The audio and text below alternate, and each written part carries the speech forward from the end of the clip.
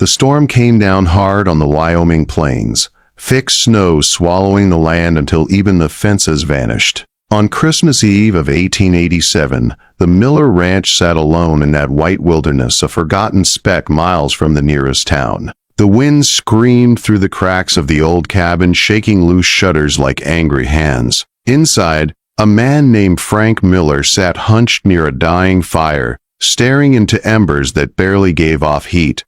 His hands were rough, scarred by years of work, now pressed together as if prayer alone could warm them. This ranch had once been his pride. It had been proof that a man with faith and hard work could build something lasting in a wild land. But 2 cruel winters, sickness in the cattle, and a failed harvest had stripped it bare. The barn now held only a few weak cows, ribs showing through dull hides. The rest were gone, dead or sold for nothing. Frank felt as empty as the land around him. He looked up at the mantel where a faded photograph rested. It showed a younger Frank standing beside his parents, both smiling with the easy belief of people who trusted God and Christmas miracles. His parents were gone now, buried on a hill not far from the house.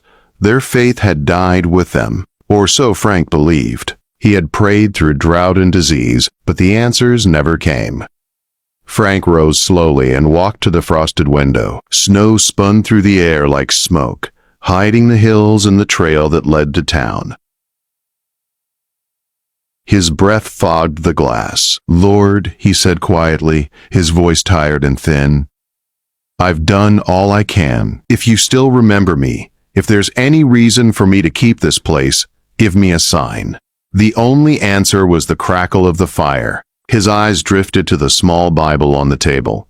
Its leather cover was cracked, pages yellow with age. He had not opened it in months, not since the bank notice arrived warning him his land might soon be taken. With nothing left to lose, he reached for it. The book fell open on its own, landing on a marked page. He read the words slowly. "When thou passest through the waters, I will be with thee." His throat tightened. He read it again, feeling something stir deep inside him. Almost belief, almost hope. Then came a sound that did not belong. A knock. Soft, uncertain. Frank froze. No one came out this far in a storm. The knock came again, firmer this time. His heart thudded as he grabbed his lantern and crossed the room. "Who's there?" he called over the wind. "Hope Abbott," a woman's voice answered, trembling but steady. "From the Boston Matrimonial Agency. I'm your bride, Mr. Miller." The word bride hit him like a blow. Months ago, in loneliness and despair, he had written a letter to that agency. He had poured out his failures, his doubts, his fear of dying alone, but he never sent the payment. He had given up on the idea the same week his best cow died in the snow. Frank opened the door and the storm rushed in. Snow swirled around a small woman standing on the porch, clutching a worn leather suitcase. She wore a thin gray shawl and a bonnet dusted with frost. Her cheeks were red from cold, but her blue eyes met his without fear. "You shouldn't be out in this," Frank said, pulling her inside. "The pass is near impossible." "I walked the last miles," she said, holding her hands near the fire. "The coach broke down." "They said your ranch was just ahead. I was afraid I came too late." "Too late for what?" he asked. "For you to still want a wife." Frank studied her. She was younger than he expected, but there was something worn in her expression, as if life had tested her and failed to break her. "You best stay the night," he said at last. "Storms not letting up." Relief washed over her face. "Thank you, Mr. Miller." As she unpacked her few belongings, a Bible, sewing needles, and a small tin box, Frank watched quietly. She moved with calm purpose, rekindling the fire with practiced hands. "You've been letting the flame die," she said gently. "I've been letting everything die," he muttered. She looked back at him. "Then maybe I came just in time." The wind howled outside, but the cabin felt warmer than it had in months. Frank did not know it yet, but the storm had brought more than snow. It had brought the beginning of an answer. Morning came quietly. The storm eased, and pale sunlight crept through the shutters. Frank woke to a smell he had nearly forgotten. Food, real food. The fire roared in the hearth, and a skillet sizzled on the stove. Hope stood there humming a hymn as she cooked. Coffee steamed in a tin pot. Frank sat up slowly, unsure if he was still dreaming. "You're up early," he said. "Old habit," she replied. "I used to teach school. Mornings come easy." They ate together in silence. Before touching her food, Hope bowed her head and prayed. Frank watched her lips move, soft and certain, and something tight in his chest loosened. "You came a long way," he said finally, "for a man who didn't send payment." "I know," she said, "but I read your letter. You wrote about losing more than cattle, about losing faith." He flushed. "That was private. It was honest," she said. "That's why I came." After breakfast, they walked to the barn. Snow glittered in the sunlight. Inside, the cows shivered. One lay weak in the straw, breathing hard. "She's burning up," Hope said, kneeling beside the animal. "Fever," Frank replied. "Can't afford a vet." Hope placed her hand gently on the cow's head. Sometimes care goes further than money. Frank watched her in silence, surprised by her calm. Later that day, they rode into town to register their marriage. The townsfolk stared openly. A stranger woman at Frank Miller's side raised whispers. "Mail order bride," someone muttered. Hope lifted her chin. "A woman's worth isn't measured by what a man owns," she said clearly, "but by what they can build together." That night, back at the cabin, she sat by the fire while Frank worked on a broken chair. "I didn't come here to be kept," she said softly. "I came to help, if you'll let me." Frank looked at her, seeing not weakness but strength shaped by hardship. He nodded once. As he banked the fire that night, watching her rest near the hearth, he whispered into the quiet, "Maybe God ain't done with me yet." Outside, the snow began to fall again, gentle and slow, while inside the Miller cabin, hope took its first breath. The days after Christmas passed in a quiet rhythm that neither Frank nor Hope expected.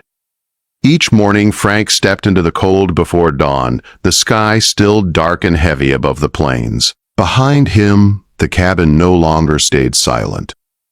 Hope kindled the fire, her movements steady and sure, and soon the smell of warm bread or corn cakes filled the room. The cabin that once felt hollow now carried sound and life.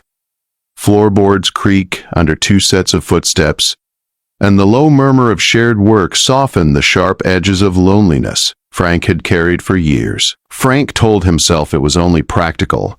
Another pair of hands meant survival. But he found himself listening for Hope's voice, for the way she hummed old hymns as she worked. Those songs drifted through the cabin like quiet prayers, warming him more than the fire ever could. One morning he found her in the barn with her sleeves rolled up, her skirt brushed with straw. She knelt beside one of the sick cows, rubbing something into its side. The sharp scent of pine and mint filled the air. "What's that you're using?" Frank asked, stepping closer. She looked up, a little startled, then smiled. "A tonic. I learned it years ago. It helps with fever." "You know a lot for a school teacher," he said, not unkindly. She paused, her hands still. "I wasn't always a teacher. I worked with a doctor once. He taught me what he could. Said healing starts with care before anything else." Frank watched her work, careful and calm. Something shifted inside him.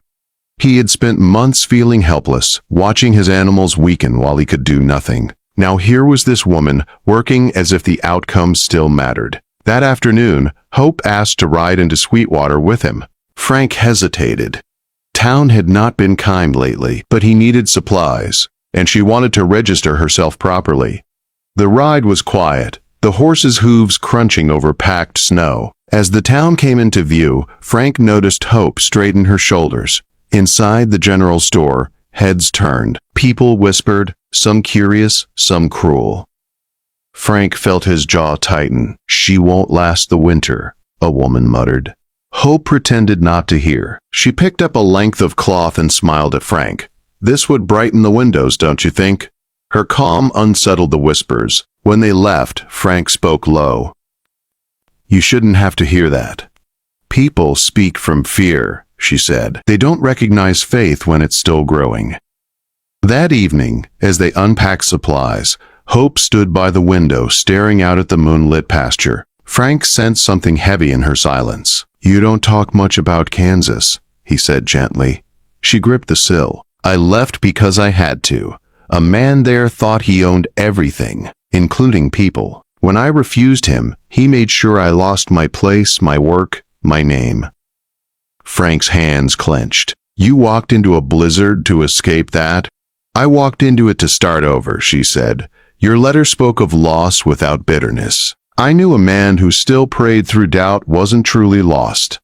Frank looked away, shame and gratitude mixing in his chest. Then maybe you believe enough for both of us, he said quietly.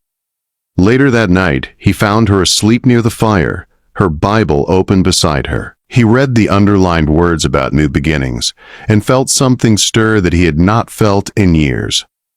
As the weeks passed, Hope's quiet work began to show results. The cows stood steadier. One calf that Frank had nearly given up on began to feed again. Hope found moldy hay hidden at the bottom of the storage shed and insisted they burn it. She patched leaks in the barn roof with burlap and tar, humming softly as she worked. You'll wear yourself out, Frank warned one morning. I've been tired before, she replied. This kind of tired feels right. Word began to spread. A neighbor stopped by with a sick mule. Hope hesitated, then helped. Another came with a fevered dog. She never asked for payment. People brought what they could instead. Flour, nails, a plank of wood. The ranch began to change. Not fast, but steady, like a wound slowly healing. One Sunday they rode to church together. Frank had not stepped inside in nearly 2 years. The pew creaked beneath his weight. He felt eyes on him, but Hope sat calmly beside him, her hand resting lightly on his arm. The sermon spoke of renewal, of grace found after despair. Frank felt the words settle deep. After the service, a farmer asked if Hope might look at his horse. She glanced at Frank. He nodded. By the time they returned home that evening, Frank understood something he had not dared to hope before. The land was not cursed. It had only been waiting. That night, as they sat by the fire, Hope spoke softly. I didn't come here to change you, Frank. I came because I believed something good could still grow. He looked at her, seeing strength shaped by pain and kindness. You've already changed more than you know, he said. Outside, snow fell gently over the plains.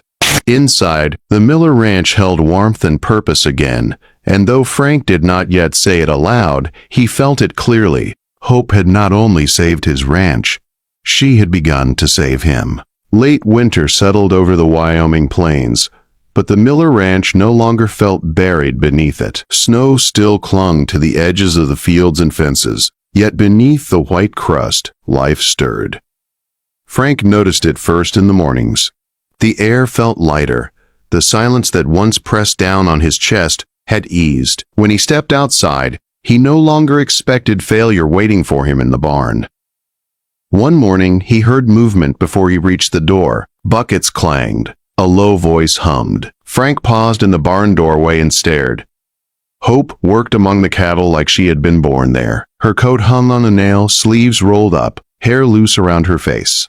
The cow he had nearly lost stood on steady legs now, chewing slowly, its eyes clear. What in the world are you doing? Frank asked, half in disbelief. Fixing what was broken, she said simply. The hay was spoiled, damp from the roof. It made them sick. He frowned. I fed that hay all winter. It happens, she said gently. It can be fixed. She mixed oils and herbs she had gathered from the land, rubbing them into swollen joints, cleaning stalls until they smelled of clean straw instead of sickness. Frank watched day after day as strength returned to his herd. Admiration replaced disbelief. He had spent months believing nothing could change. She proved him wrong with quiet patience. Neighbors began to arrive more often, first with cautious questions, then with animals in need. A lame horse, a sick calf, a dog that would not eat. Hope helped each one without asking for payment. In return, people brought what they could: wood for repairs, grain, help mending fences. The ranch no longer felt isolated. It became a place people came to with trust. One evening, Frank found Hope sitting on the fence, watching the cattle graze under a pale sunset. He joined her without speaking. The land stretched wide and calm before them. "You've changed this place," he said at last. She shook her head. "You changed it when you let yourself hope again." Her words settled deep. Frank realized she was right. He had opened the door that Christmas Eve thinking he had nothing left to lose. Instead, he had been given more than he ever asked for. Spring came slowly. Snow melted into streams that ran through the fields. Green pushed up through the soil. Frank repaired the barn roof while Hope painted the porch white. They worked side by side, sharing quiet smiles and small laughter. Sometimes she sang as she worked, and Frank found himself stopping just to listen. One night, as they sat by the fire, Hope grew quiet, her hands twisted in her lap. "There's something you should know," she said. Frank looked up at once. "What is it?" "The man in Kansas," she said softly. "The one I ran from. I don't know if he'll ever come looking, but I needed you to know."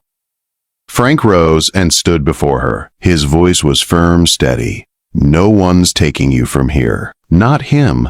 Not anyone." Tears filled her eyes, but she smiled. "You mean that?" "With everything I've got," he said. She leaned into him, resting her head against his chest. For the first time, it felt right to hold her there. Outside, the wind moved through the trees like a whisper of approval. By early spring, the ranch stood transformed. The cattle were healthy, the fences strong. Laughter replaced the heavy silence that once lived there. Frank carved a small wooden sign and placed it by the gate. The words were simple: Hope's Haven. She stood beside him when he set it in place. "You named it after me?"